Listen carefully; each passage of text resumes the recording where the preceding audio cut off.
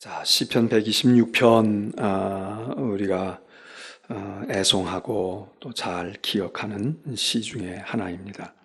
이 시편 가운데 우리가 시편을 나눌 때 뭐 찬양의 시다, 감사의 시다, 또는 뭐 비탄의 시다, 고백의 시다, 이렇게 이제 여러 가지 장르를 가지고 나누는 방법이 하나 있지만, 또 하나는 이 시편을 이렇게 묶음으로 할 때에 성전에 올라가는 노래, 이렇게 타이틀을 붙일 수 있는 시편들이 상당수가 있는 거예요.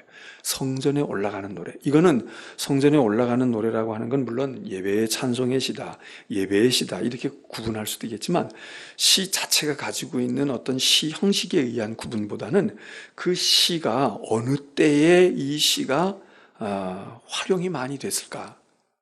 근데 예배에 많이 쓰여지는 시, 예배의 시, 이렇게 분류할 수가 있는데, 그 예배의 시 가운데서 예배의 시, 예배 드릴 때 드렸던, 우리로 말하면 뭐 교독할 때 썼다든지 이렇게 말하지를 아니하고 성전에 올라가는 노래, 이랬단 말이죠. 성전에, 그러니까 예배 드리러 가는 자의 시, 예배 드리러 가는 사람의 찬양, 예배 드리는 사람의 기도, 하나님의 성전에 임하는 사람의 그런 신앙, 이 고백, 뭐 이렇게 이제 묶을 수가 있는데, 그 중에 이 126편도 들어간다 이겁니다.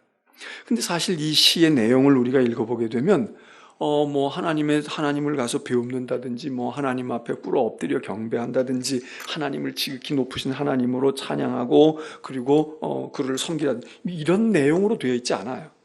이런 것은 지난번에 우리가 121편을 살필 때에도 거기도 뭐 예배 자체에 대해서 막 뭐 강조하는 그런 시가 아님에도 불구하고, 예배 드리러 올라가는, 성전에 올라가고 하나님께 예배하는 예배자가 적어도 이런 마음, 이런 신앙, 이런 마음의 자세를 가지면 그 예배가 더 아름답고 귀하지 않겠는가, 이제 우리가 그렇게 생각할 수 있는 거거든요. 그래서 여기 있는 이 126편도 직접적으로 예배를 묘사했다, 그럴 수는 없지만, 그러나 예배자가 이런 마음을 가지고 또 어떤 마음이냐, 여기 있는 1절에 보면 시온의 포로를 하나님께서 돌려보내실 때 우리 꿈꾸는 것 같았는데, 야, 그게 꿈인지 생시인지 모를 그런 감격과 그런 기적과 그런 은혜를 입고, 사람들의 마음에 뭐 우리가 흔히 쓰는 말로 하면 은혜가 충만해서, 성령의 충만함을 입어서, 그래서 그냥 마음에 막 감동과 감격, 벅찬 가슴을 가지고,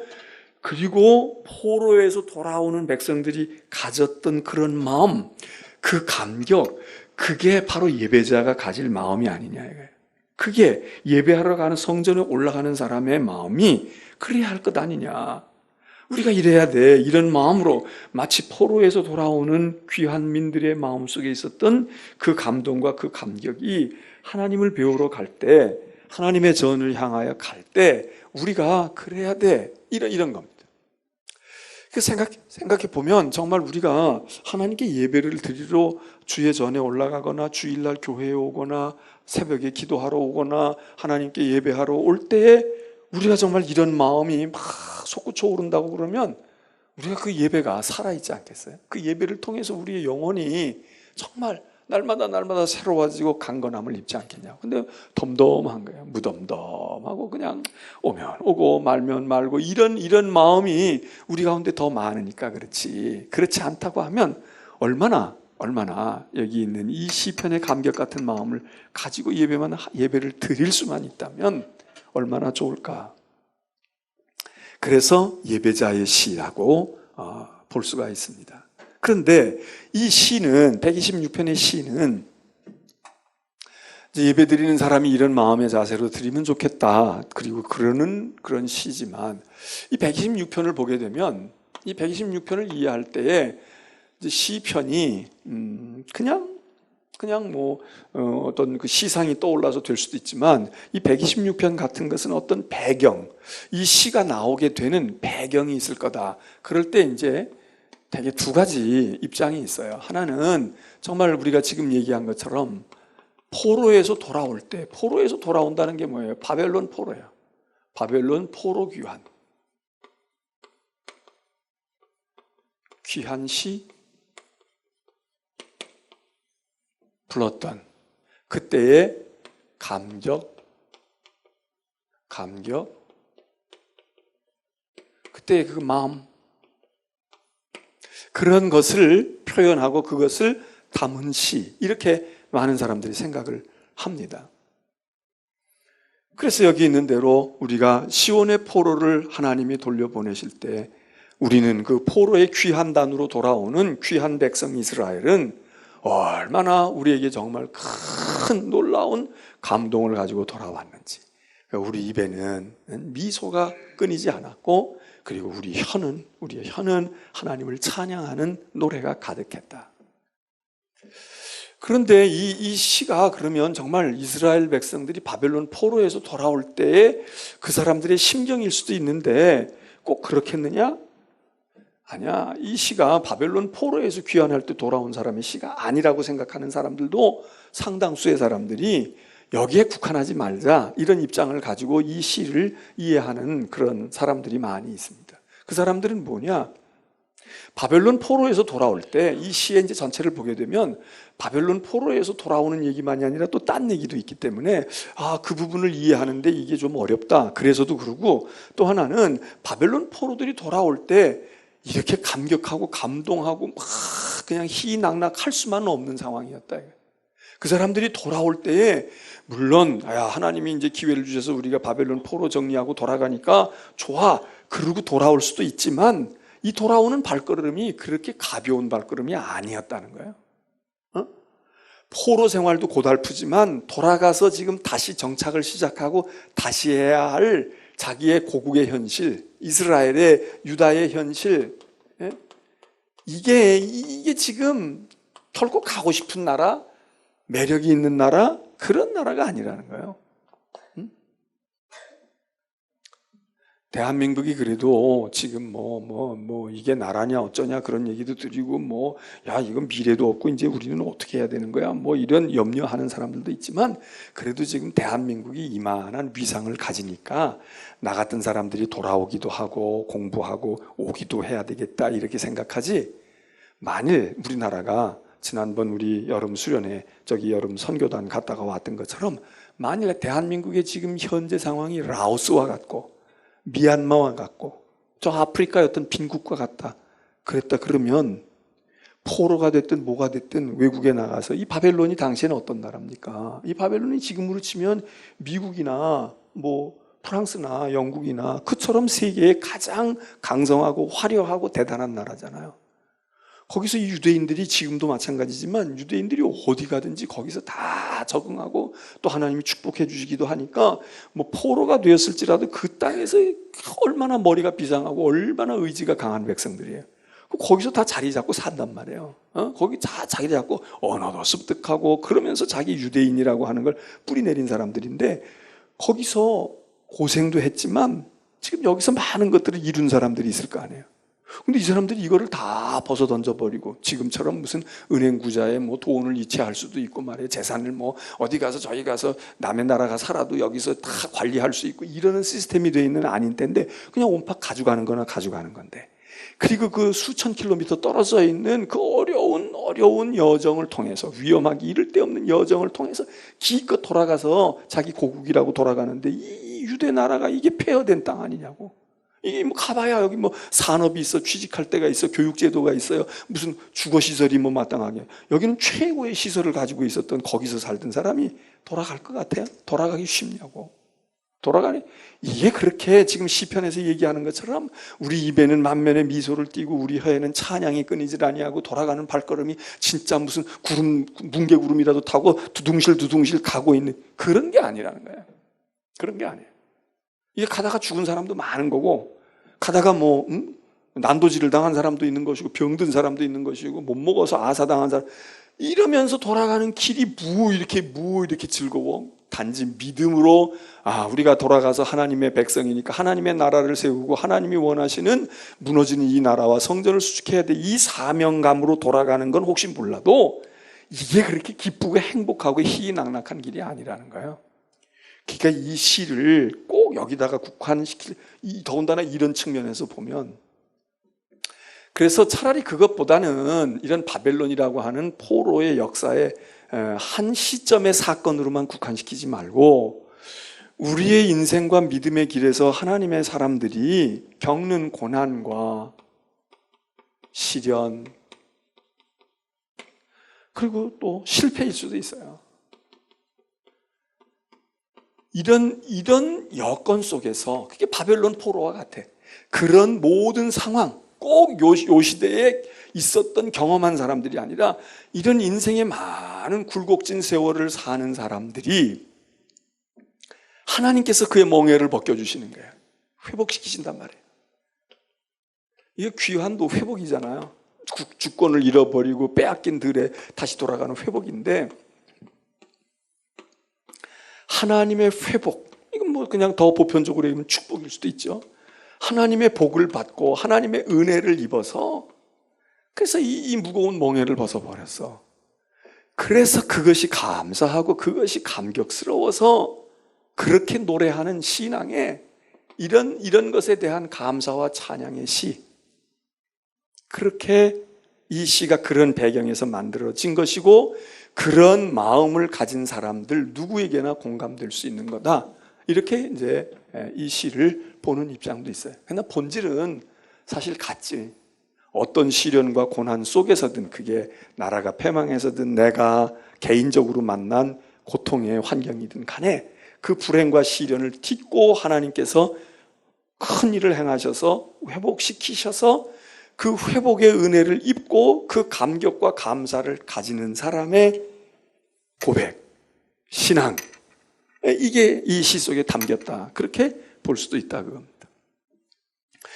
이제 그럼에도 불구하고 이 첫 번째 얘기한 이야기들을 말하는 사람들이 많이 있죠. 여기 시온의 포로를 돌리신다고 그랬으니까 이런 것 가운데서도 이게 대표적인 일 아닐까, 그렇게 우리가 보면서 이제 126편을 봐요.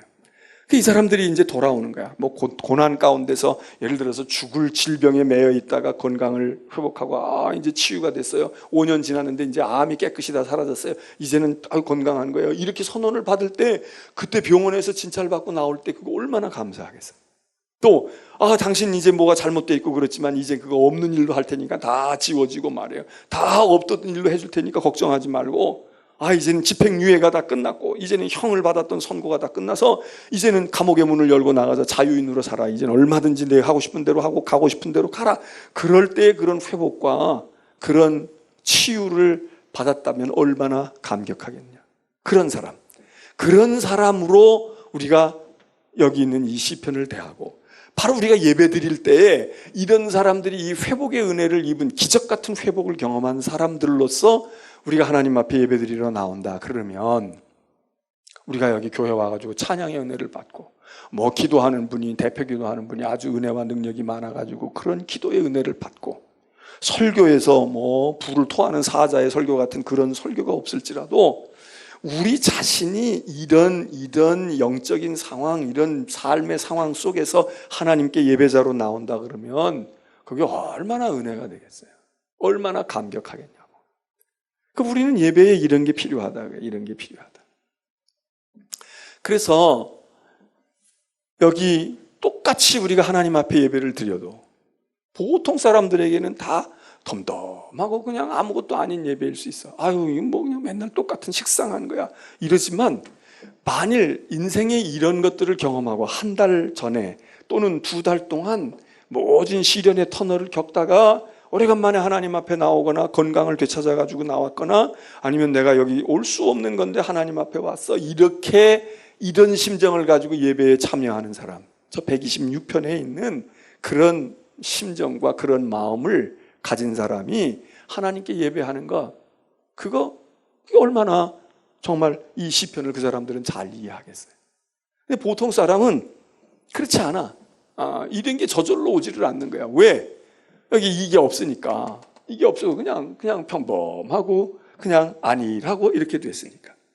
자, 이 시인들이 이 바벨론 포로나 또는 고난 속에 있던 사람들이 돌아와요. 돌아오면서 하나님께 감사한다고, 찬양한다고요. 그런데 여기 찬양을 하는데 이렇게 말해요. 그때에는 이렇게 얘기해요.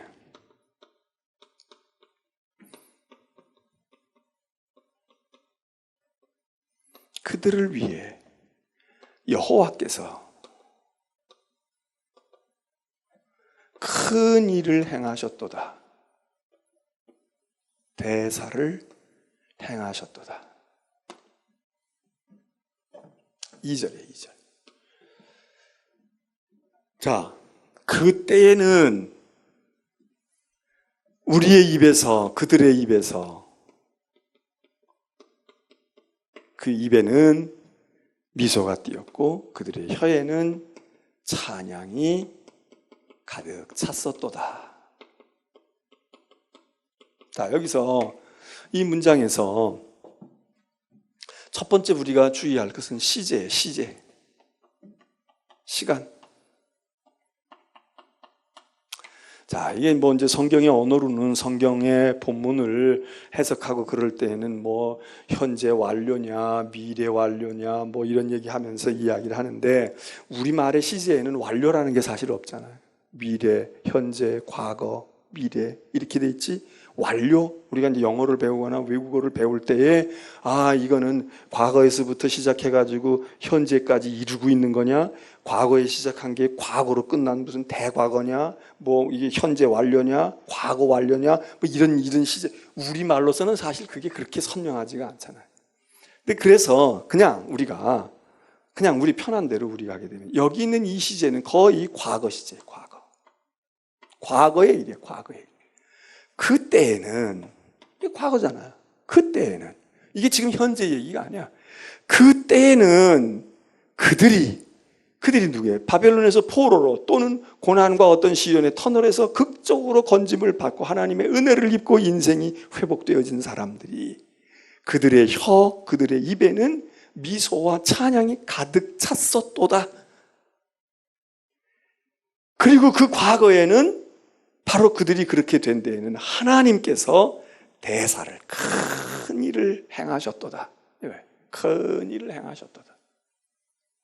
우리가 예배를 드릴 때 바로 이거 중요하단 말이에요. 예수 그리스도가 십자가에서 하나님이 행하신 대사 가운데 제일 큰 대사가 뭐겠어요?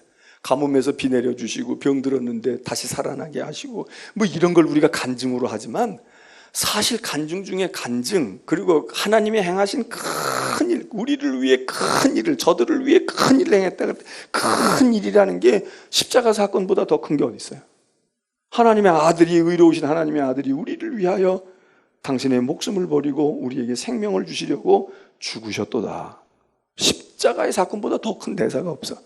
근데 우리가 하나님께 예배 드릴 때 이 십자가의 사건 대사, 하나님이 행하셨던 이 대사를 2000년 전 예수 그리스도가 저 갈릴리 땅에 그리고 골고다 언덕에 피 흘려 십자가에서 죽으시고 그 보혈의 샘에 우리의 죄를 씻기 위해서 주님의 피를 흘려 희생양이 되셨지 하는 이 과거의 대사, 이걸 우리가 알아야 돼요. 마치 이 시인이 그들의 입에는, 그들의 혀에는 찬양이 찼고 그들의 입에는 뭐가 있었다 이렇게 얘기하고, 그래서 하나님이 그때에는, 그 과거의 때에는 하나님이 그들을 위해서 큰 일을 행하셨구나, 이걸 알아야 되고 이거를 믿어야 되고 이거를 우리가 성경 속에서 접하고 있어야 돼.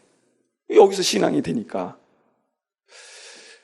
그래서 이게 중요한 겁니다. 이거 없이 그냥 여기 나와서 십자가의 사건도 모르고 하나님의 아들이 오신 것도 모르고 우리의 인간의 몸을 입고 오셨다는 거에 대한 것도 아는 바가 없어. 그냥 교회 왔는데 그냥 찬양이 좋고 여기 오니까 사람들이 인상이 좋고 말이야. 분위기가 밝고 뭔가 여기 사람들이 와니까 아주 마음이 이렇게 편안해지고 그래. 이렇게 되어지는 신앙도 있잖아요. 그냥 교회 가니까 좋은 거야. 기분이 좋고 거기 가니까 사람들도 괜히 밖에서 듣지 못했던 얘기들도 오가고 말이에요. 사람들이 다들 반듯한 것 같고. 근데 여기 있는 이 시편은, 예배자는 그렇지 않았단 말이에요. 그래서 그때에는 그들을 위해 여호와께서 대사를 행하셨도다. 근데 3절에서 똑같은 이야기를 반복해요.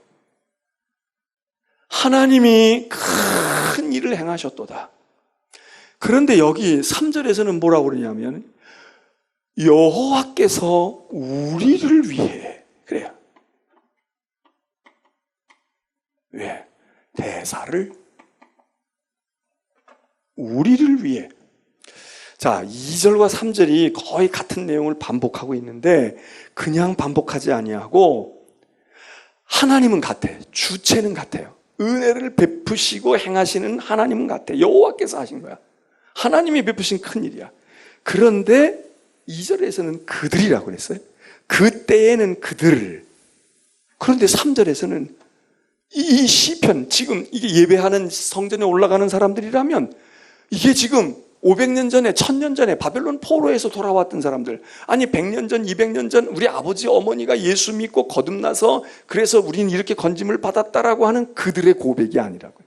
그들이 받은, 그들을 향하신 하나님의 대사가 아니라 요 3절에 와서는 살짝 거의 같은 반복이 되어지는데, 우리를 위하여, 하나님이 우리를 위하여 대사를 행하셨다. 우리를 위하여 하나님이 대사를 행하셨다. 여러분, 예배는 바로 이거거든. 그러니까 아까 십자가 골고다 언덕에서 되어졌던 십자가의 사건인 유일회적인 사건. 이거는 주전 적어도 몇 년, 주후 몇 년 이렇게 되어 있으면 주후 한 30년쯤 됐다. 그러면 그때 되어진 사건이고, 장소도 이스라엘 팔레스틴 땅에 골고다 언덕, 갈보리산 골보다, 그게 딱 정해진 거예요. 그러나 이게 2000년을 두고 3000년을 두고 그 이후에 오늘 이 자리에서, 오늘 송도에 있는 21세기를 살고 있는 오늘 우리가 하나님 앞에 예배드리는 순간에 하나님이 이스라엘을 구원하셨도다, 하나님이 하나님의 백성들을 구원하셨도다, 그들을 위하여 큰 일을 행하셨도다, 이렇게 말하고 이렇게 노래하다가 절수가 거듭되고 시간이 거듭되면서 이 십자가의 사건이 거기서 끝나버리고 그 과거의 일을 우리가 추억하고 추론하는 게 아니라 이 일이 내 사건이 된다. 골고다 앞에 서 있는 여인들이 나고, 그리고 예수의 제자들이 예수가 아닌 제자들이 아니라 내가 제자의 한 사람이 되어 있는 바로 이런 일, 그들로부터 우리, 그 때로부터 지금, 이게 예배라 이게. 그래서 예배는 과거의 사건의 재현이 지금 현재에 이걸 다시 재현하는 거야. 리플레이 한단 말이에요. 다시 플레이 하는 거예요. 우리가 유튜브를 보거나 뭐 녹음기를 틀거나 그러면 터치해가지고 다시 하잖아. 다시 플레이를 다시 한단 말이에요. 이게 다시 하는 거예요. 그냥 추억하는 게 아니야. 기억하는 게 아니에요. 그냥 리마인드 하는 게 아니야. 이게 그때 그런 일이 있었어, 영화 한번 볼까? 한번 다시 그냥 이게 아니고, 그 사건이 오늘 속에 재현되어지고, 우리가 예수 그리스도는 바뀌지 않는데, 십자가에 죽으신 하나님의 어린 양은 바뀌지가 않는데, 이 주변에 섰던 사람들이 바뀌는 거야. 우리 아버지가 그 전에 50년 전, 30년 전에 우리 아버지가 거기 계셨어. 우리 어머니가 거기 계셨다고. 이 예배의 자리에 우리 엄마가 있었고 우리 할머니가 계셨어. 근데 보니까 오늘날 내가 있는 거야. 그리고 거기서 그 빛에서 미래를 내다보고 30년 뒤, 40년 뒤 어떻게 될까? 나도 가지. 나도 하나님 부르심을 받고 가. 그리고 이 자리에, 이 하나님의 교회에, 꼭 여기 인천중앙교회가 아니더라도 그리스도의 피값으로 사신 교회에 내 가족이, 내 후손이, 내가 전도한 사람들이 서 있는 거. 이거지.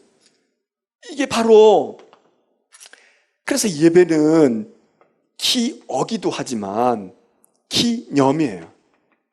이 기념이라고 하는 건 무언가가 의미, 미닝이 담겨져 있어. 그냥 하나의 이벤트, 사건만 재현하는 게 아니야.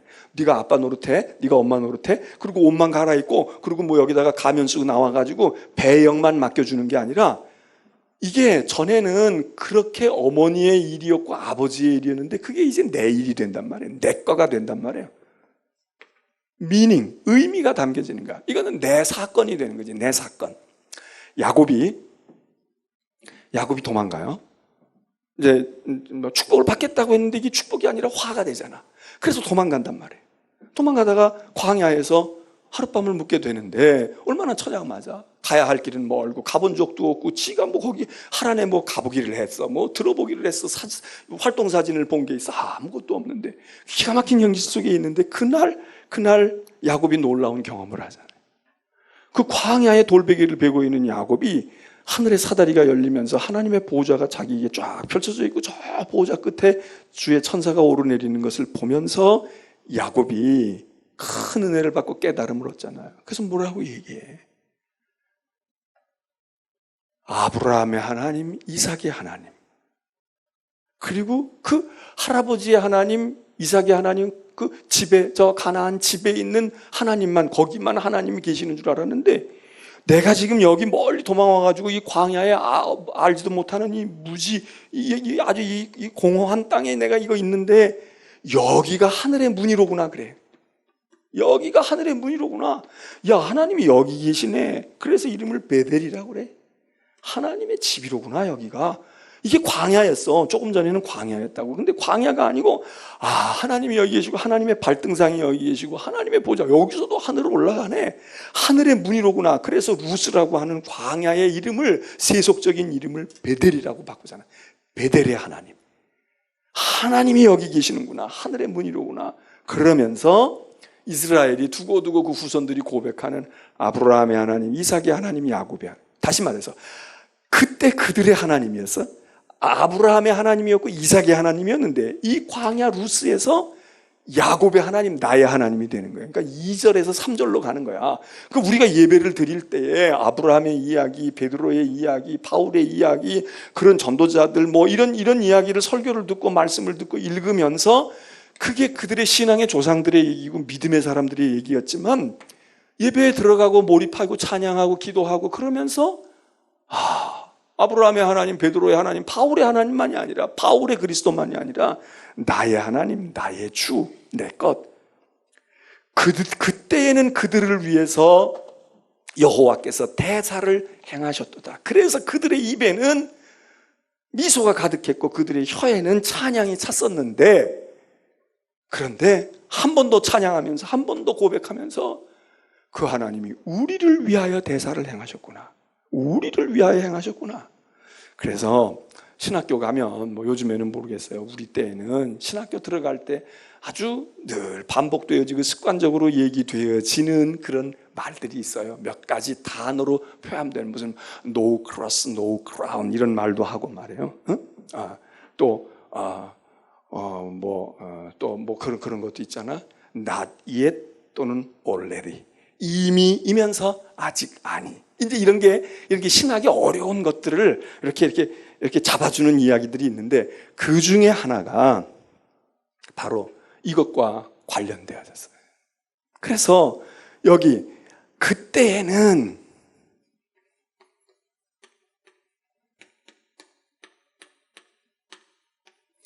then and there 또는 there and then 그리고 여기니까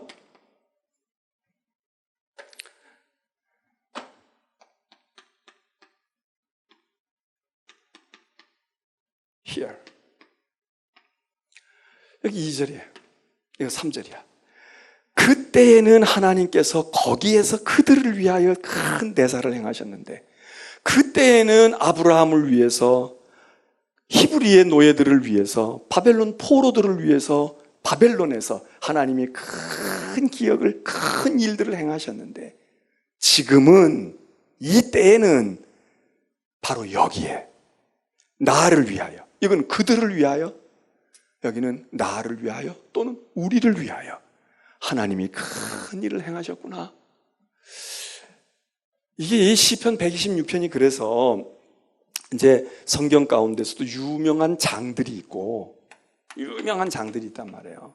그럼 유명한 장이 1절로부터 20절까지 있다 그러면 이 절이 다 유명해서 유명할 수도 있지만 이 중에 몇 절만 아주 주옥 같은 우리들이 그거 정말 그래 그 말씀 알아 이렇게만 있어도 이 장 자체를 우리가 유명한 장 아주 의미 있는 큰 장으로 great chapter 이런 말을 우리가 쓰는데 큰 장으로 그렇게 생각할 수 있어요.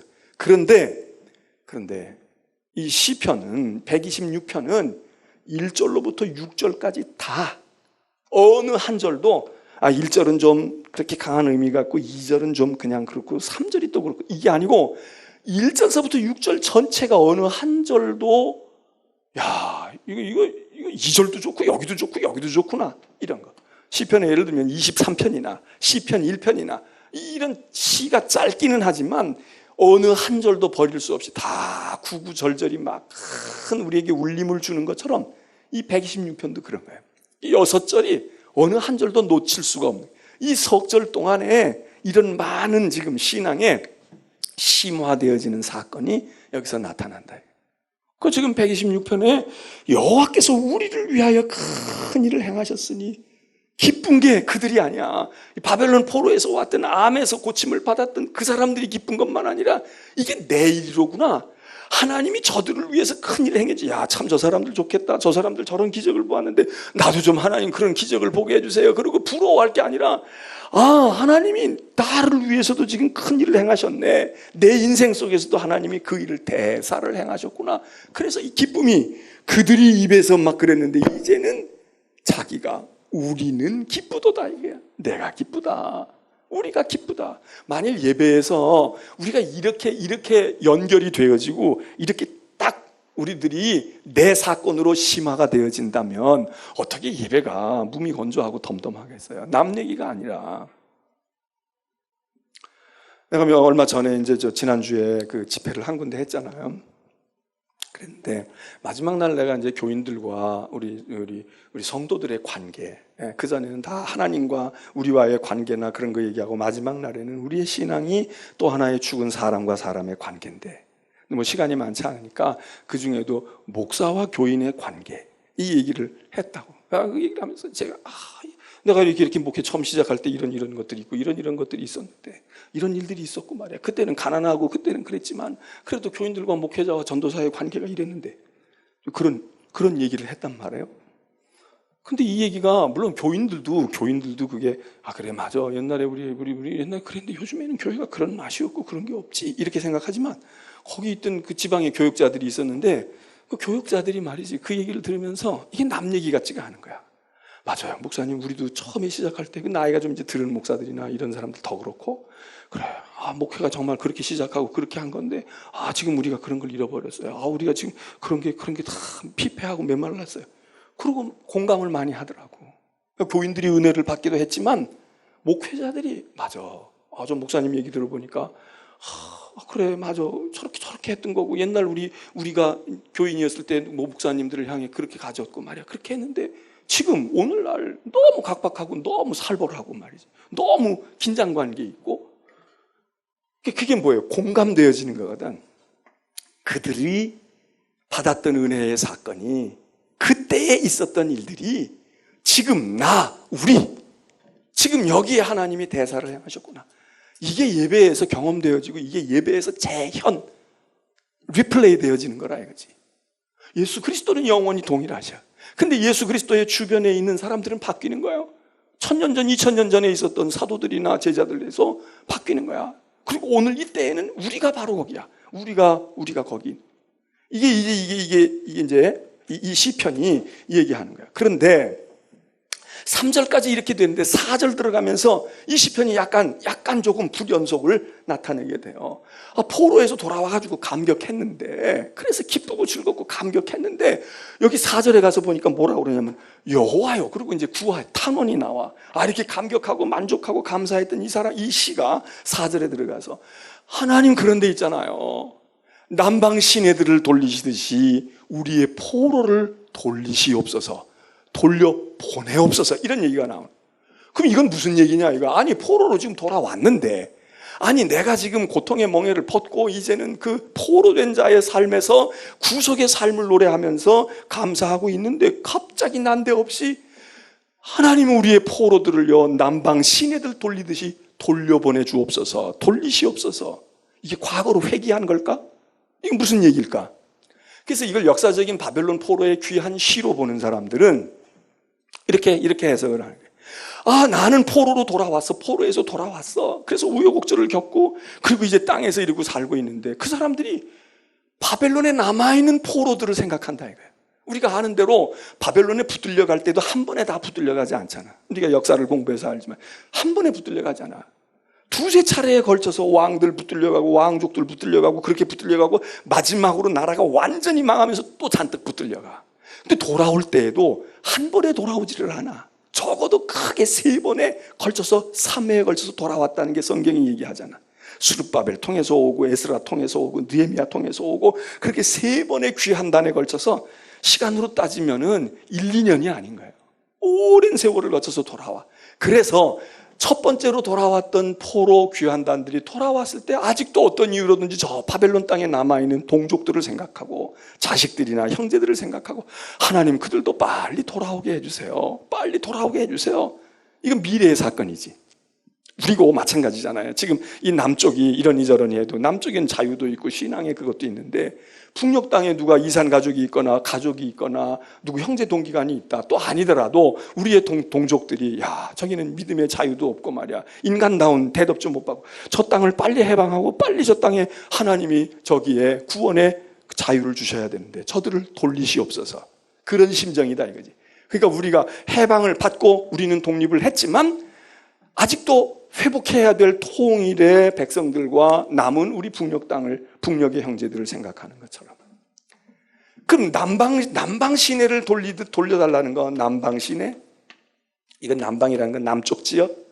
이 이스라엘의 땅에, 이스라엘은 북쪽이, 우리는 북쪽이 조금 좀 산세가 험하잖아요. 근데 이스라엘은 가나안 팔레스틴은 북쪽이 갈릴리 호수가 있는데 그 갈릴리 호수 지역은 살만한 거야. 나무도 있고 아주 경치도 괜찮고. 그런데 이 남쪽으로 내려오면서 우리가 뭐 예루살렘 어쩌고 이러고 얘기하지만 사실 유다, 예루살렘, 유대인들, 정통 유대인들이 있는 이 남쪽으로 오면은 시뻘건 그냥 에돔 같은 그런 뻘건 흙들과 광야 이런 것들이 지역이 여기는 달라. 여기는 광야 같은 데가 많아. 그 중에도 이 남방은 네게브라고 하는 요즘에도 네게브 사막이 있는데 이 네게브 사막과 같은 지형이다. 그러니까 물이 없는 거지. 그런데 이 네게브 사막에도 물이 흐른다는 거야. 어떤 때? 어쩌다가 폭우가 쏟아져. 막 폭우가 쏟아지면 그 사막 가운데 딱 물줄기가 생겨서 큰 물이 흘러간다는 거야.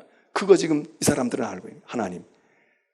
네게브 사막에 하나님이 폭우를 쏟아주면 그냥 순식간에 뭐 나무도 없으니까 비 오면 그냥 쓸려가는 거지.